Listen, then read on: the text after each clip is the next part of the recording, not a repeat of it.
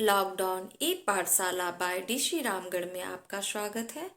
आज हम कक्षा 7 के हिंदी विषय के अंतर्गत पाठ 16 में वर्णित कविता तुम कल्पना करो का अध्ययन करेंगे। तुम कल्पना करो, इसके कवि हैं गोपाल सिंह नेपाली। आइए बच्चों, हम इस कविता का आदर्श वाचन करें। आप सब मेरे पीछे पीछे दोहराएंगे। तुम कल्पना करो, नवीन कल्पना करो, तुम कल्पना करो। अब घिस गई समाज की तमाम नीतियां, अब घिस गई मनुष्य की अतीत रीतियां, है दे रही चुनौतियां तुम्हें कुरीतियां, निज राष्ट्र के शरीर के सिंगार के लिए। तुम कल्पना करो, नवीन कल्पना करो, तुम कल्पना करो। जंजीर टूटती कभी न अश्रुधार से, दुख दर्द दूर भागते नहीं दुलार से, हटती ना दास्ता पुकार से गुहार से।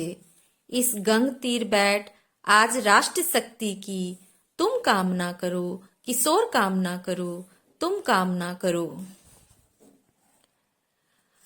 जो तुम गए स्वदेश की जवानियां गई, चित्तौड़ के प्रताप की कहानियां गई, आजाद देश रक्त की रवानियां गई। अब सूर्य चंद्र से समृद्ध रिद्धि सिद्धि की, तुम याचना करो, दरिद्र याचना करो, तुम याचना करो।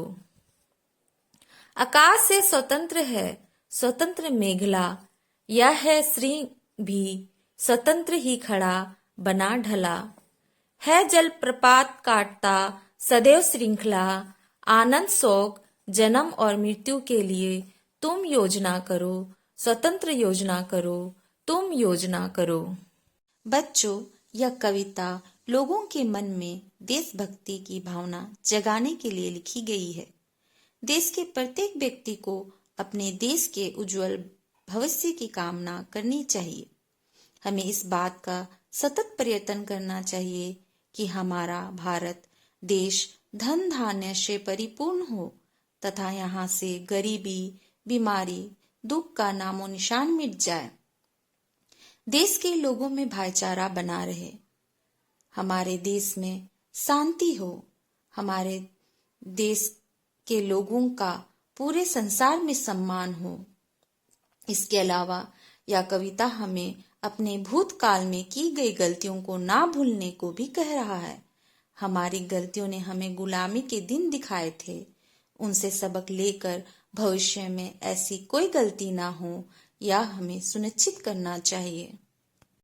बच्चों, अब हम लोग कविता में निहित अर्थ को समझेंगे।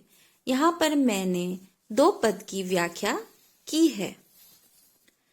प्रस्तुत काव्यांश नवीन कल्पना करो से लिया गया है। इसके कवि श्री गोपाल सिंह नेपाली जी हैं।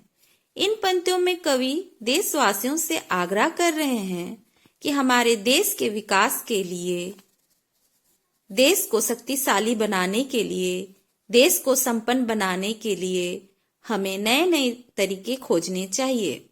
हमें अपनी पूरी कल्पना शक्ति का उपयोग करके देश को आगे बढ़ाने की नई विधियां ढूंढनी चाहिए। यहाँ पर मैंने पद में आए कुछ कठिन शब्दों के अर्थ बताए हैं। कल्पना, रचनाशीलता की मानसिक स्थिति या सोचना। नीति, उचित या ठीक रास्ते पर ले चलने की क्रिया या ढंग। अतीत, बीता हुआ या गुजरा हुआ। योजना, रणनीति। कुरीति, समाज या व्यक्ति को हानि पहुंचाने वाली अनुचित रीति। अश्रु, आंसू, किशोर, युवा। बाकी 2 पद का अर्थ मैं अगली कक्षा में आप सबों को बताऊंगी।